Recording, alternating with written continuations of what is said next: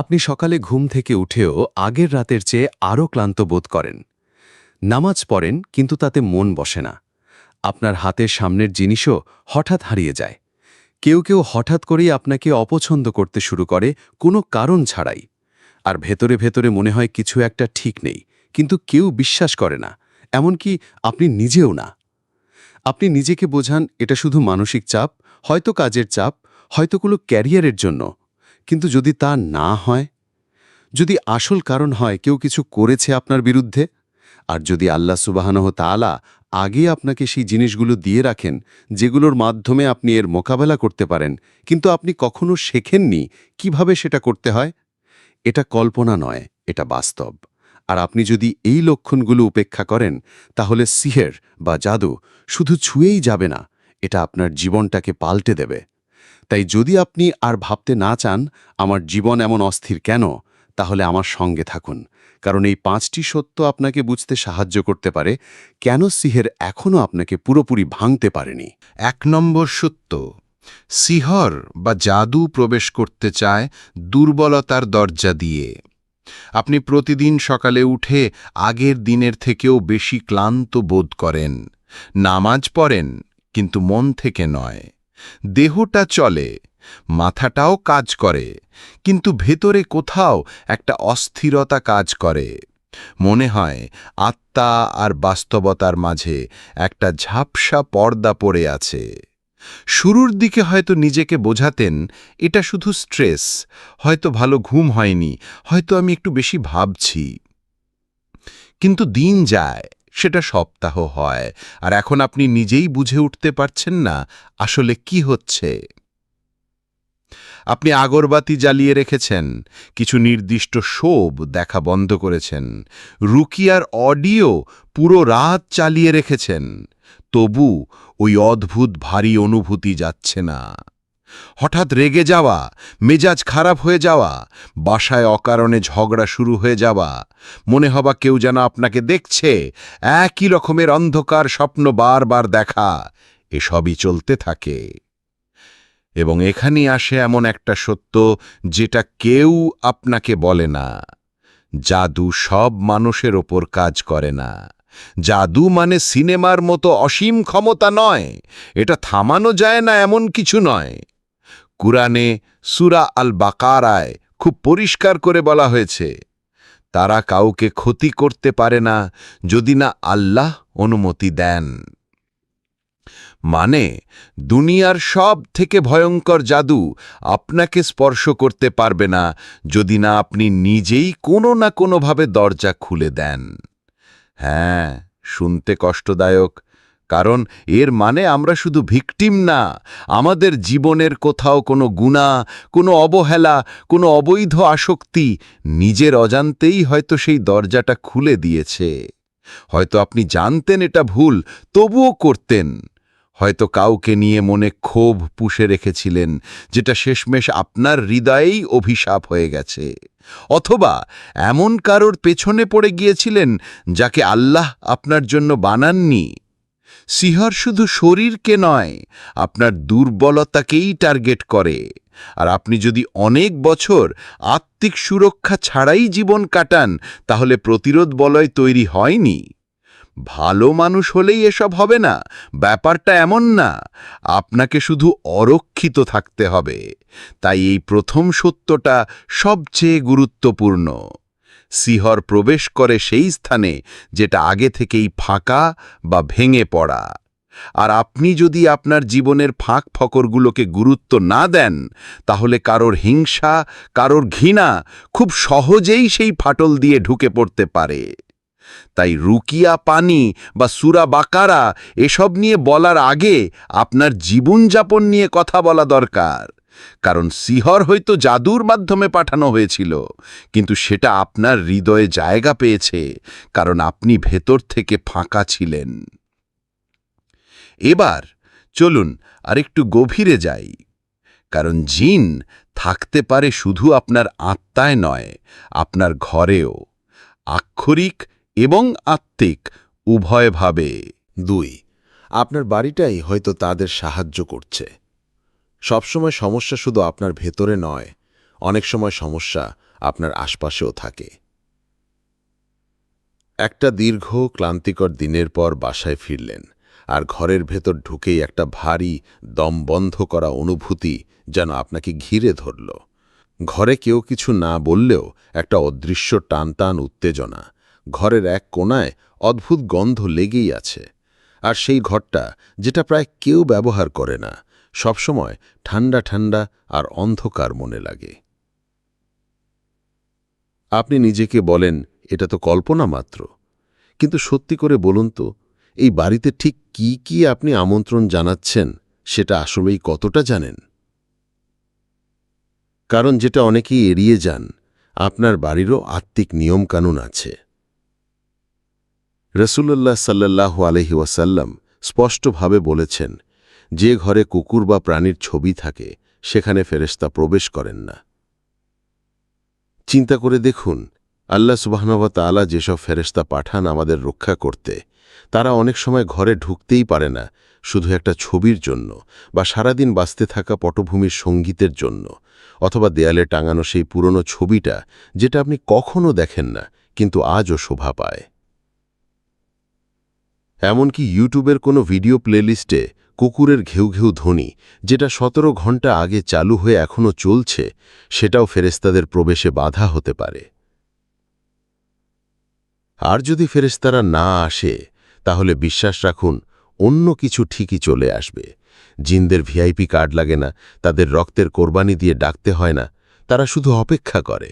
আপনি কখন অলস হয়ে পড়বেন, ঘর পরিষ্কার করা বন্ধ করবেন, কখন বলবেন এই গানটা শেষ করি, এরপর বন্ধ করব, অথবা আবার শুরু করবেন সেই সিরিজ যেটা দেখলে আপনার হৃদয় ঠান্ডা হয়ে যায়, ভয় পেয়ে যায়।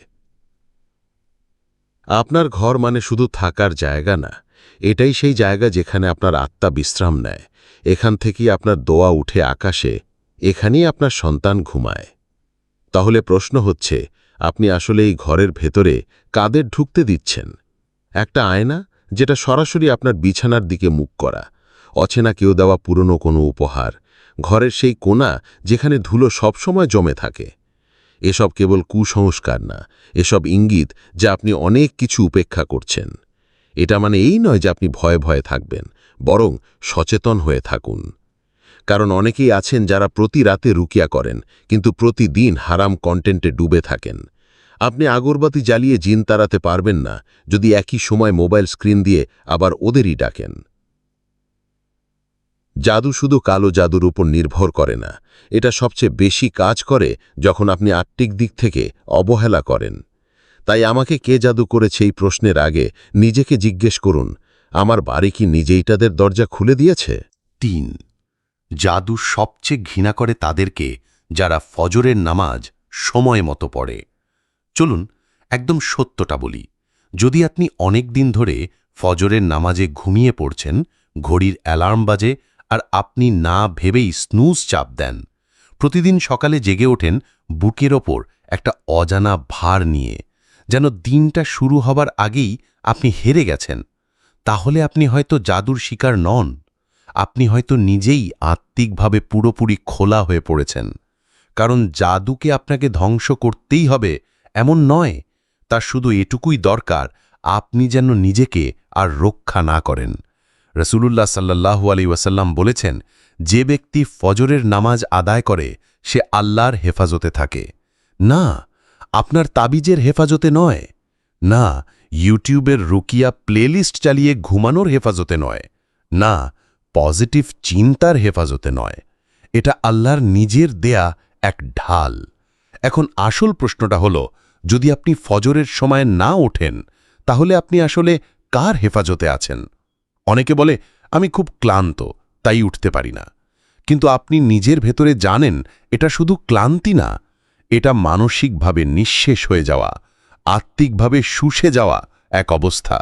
মনে হয় কেউ যেন আপনার ইচ্ছা শক্তিটা চুষে নিচ্ছে, আপনাকে এমন এক ধোঁয়াটে জগতে টেনে নিচ্ছে যেখানে সব কিছুই নিষ্প্রাণ, ব্যর্থ, অভিশপ্ত মনে হয়। হয়তো, শুধু হয়তো, এটা শুধু বিষণ্ণতা নয়, হয়তো এটা শয়তানের সাজানো এক পরিকল্পনা।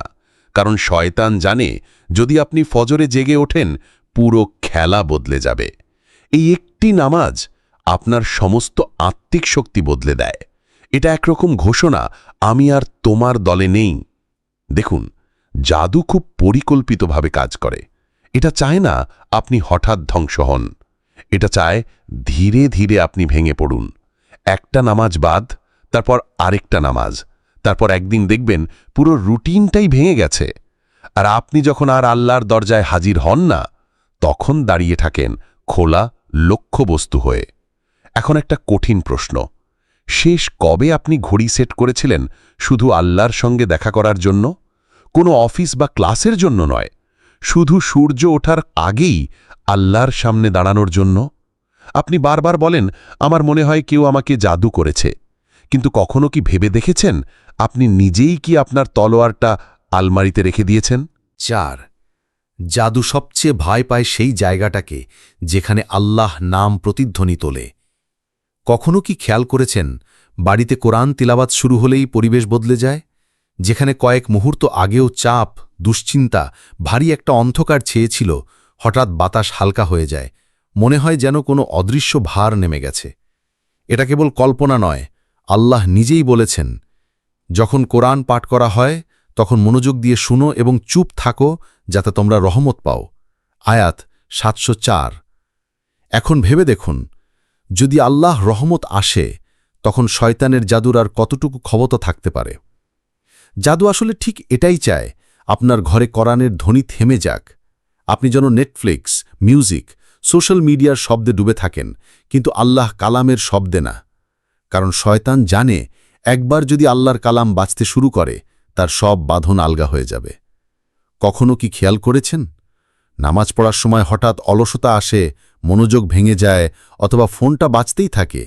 এটা হঠাৎ নয়, এর পেছনে শয়তানের কৌশল আছে। জাদু চায় আপনি নামাজ ছেড়ে দিন, জাদু চায় আপনি কোরআন বন্ধ করে দিন, জাদু চায় আপনার ঘরটা নীরব হয়ে যাক আল্লাহর স্মরণ থেকে। কিন্তু যখন আপনি আজান দেন, যখন কোরআন পড়েন, তখন সেই নীরবতা ভেঙে যায়, তখন শয়তানের সব হিসাব এলোমেলো হয়ে যায়। 5. জাদু সবচেয়ে দুর্বল তাদের সামনে যারা আল্লাহর রহমতের দোরগোড়ায় বারবার ফিরে আসে। আপনি হয়তো একবার নামাজ ছেড়েছেন, হয়তো আবার কোনো ভুল করেছেন, হয়তো মনে হয়েছে আমার দোয়া আর কবুল হবে না। কিন্তু এখানেই শয়তানের আসল চাল। সে আপনাকে বোঝায় তুমি এত ভেঙে গেছো যার ফেরার উপায় নেই। কিন্তু আল্লাহর রহমত সীমাহীন। আল্লাহ নিজেই বলেছেন, হে আমার বান্দারা যারা নিজেদের প্রতি সীমা লঙ্ঘন করেছ, তোমরা আল্লাহর রহমত থেকে নিরাশ হইও না। নিশ্চয়ই আল্লাহ সব গুনাহ মাফ করেন। আয়াত 39-53। ভেবে দেখুন, যদি আল্লাহ সব গুনাহ মাফ করে দেন, তবে জাদু আপনার কি করতে পারবে? জাদু তখনই জেতে যখন আপনি বিশ্বাস করেন যে আর ফেরার পথ নেই। কিন্তু যখন আপনি আবার আল্লাহর দিকে ফিরে আসেন, তখন জাদু হেরে যায়। হয়তো আজই সেই দিন যেদিন আপনি আল্লাহর দরজায় ফিরে দাঁড়াবেন, যেদিন আপনি বলবেন, হে আল্লাহ, আমি হেরে গেছি, কিন্তু আমি আবার আপনার কাছে ফিরতে চাই। এই স্বীকারোক্তি আপনার জন্য সবচেয়ে বড় সুরক্ষা। কারণ জাদু ভাঙে না তাবিজে, ভাঙে না কোনো গোপন রকিয়াতে। জাদু ভাঙে তখনই যখন আপনার হৃদয় আবার আল্লাহর রহমতের সাথে জুড়ে যায়। এখন আপনি কি চান কিছুই যেন আপনাকে স্পর্শ করতে না পারে? তাহলে এমন একজন মানুষ হন যার জীবন দেখেই বোঝা যায় সে আত্মিক সুরক্ষাকে গুরুত্ব দেয়।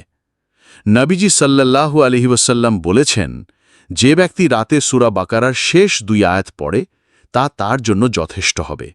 বলেননি তাকে শুধু ঘুমাতে সাহায্য করবে, বলেননি তার স্ট্রেস কমে যাবে, বরং বলেছেন এটা তার জন্য যথেষ্ট হবে, আত্মিকভাবে, মানসিকভাবে, আবেগগতভাবে। কিন্তু শর্ত একটাই, এই আয়াতগুলো শুধু ঠোঁট নাড়ানো যেন না হয়, হৃদয়ও যেন সঙ্গে থাকে। সুরক্ষা মানে কেবল রুকিয়া নয়, সুরক্ষা মানে একটি জীবনধারা। আর যদি সিহের সত্যি হয়, তাহলে আপনার প্রতিক্রিয়াটাও হতে হবে ততটাই বাস্তব। এখন শুনুন সবচেয়ে শক্তিশালী বাস্তবতা। নবীজি সাল্লাল্লাহু আলাইহি ওয়াসাল্লাম বলেছেন, জেনে রাখো, পুরো জাতি যদি একত্র হয় তোমার উপকার করতে চায়, তবুও তারা উপকার করতে পারবে না যতক্ষণ না আল্লাহ তা নির্ধারণ করেছেন। মানে যতক্ষণ আপনি বেঁচে আছেন, আপনার কাছে এখনও আনম্যাচড ডিভাইন প্রোটেকশন আছে। কোনো পীর সাহেবের কাছ থেকে নয়, কোনো হুজুর সাহেব বা ইউটিউব রুকিয়া ভিডিওর ওপর নয়, সরাসরি সেই আল্লাহর পক্ষ থেকে যিনি দেখেন যা কেউ দেখতে পারে না। তাই আজ রাতে ঘুমানোর আগে, স্ক্রোল করার আগে একটুখানি ফিসফিসিয়ে বলুন, হে আল্লাহ, যদি আমার আশেপাশে এমন কিছু থাকে যা আমি বুঝি না, তারপরও আমাকে রক্ষা করো। যদি আমার ভিতরে কোনো দুর্বলতা থাকে যা আমি উপেক্ষা করেছি, আমাকে সেটা বন্ধ করার হেদায়েত দাও। আর যদি আমি নিজেই কোনো ক্ষতির দরজা খুলে বসে থাকি, তবে দয়া করে আমাকে একা একা ভুগতে দিও না। এটা শুধু একটা দোয়া না, এটাই সেই মুহূর্ত যখন পর্দা নামতে শুরু করে, দরজাগুলো বন্ধ হতে শুরু করে, আর যেগুলো একসময় খুব শক্তিশালী মনে হতো তারা দুর্বল হতে থাকে। আর যদি এই ভিডিও আপনার ভেতরের কিছু একটা নাড়া দিয়ে থাকে, তাহলে মন্তব্যে এই ছোট্ট দোয়াটা রেখে দিন, নিজের জন্য কিংবা কারো জন্য যে হয়তো চুপচাপ এসব কিছু পার করছে। হে আল্লাহ, আমাকে এমন সব কিছু থেকে রক্ষা করো যা আমি দেখতেই পাচ্ছি না, কারণ কখনো কখনো আপনার একটা কথাই কারো একমাত্র সুরক্ষা হয়ে উঠতে পারে। আর যদি আপনি সত্যিই ক্লান্ত হয়ে পড়েন এই আধ্যাত্মিক ধোঁয়াশার ভেতর ঘুরে বেড়াতে, তাহলে পাশে থাকুন। এই চ্যানেল হাইপের জন্য নয়, এই চ্যানেল আপনাকে সুস্থ করে তোলার জন্য। আর হ্যাঁ, যদি আপনি ভেতর থেকে সত্যিকারের শক্তি গড়ে তুলতে চান, তাহলে লাইক দিন, শেয়ার করুন আর সাবস্ক্রাইব করুন। এই যুদ্ধ শেষ হয়ে যায়নি, কিন্তু এবার আপনি আর অন্ধভাবে হাঁটছেন না। আসসালামু আলাইকুম।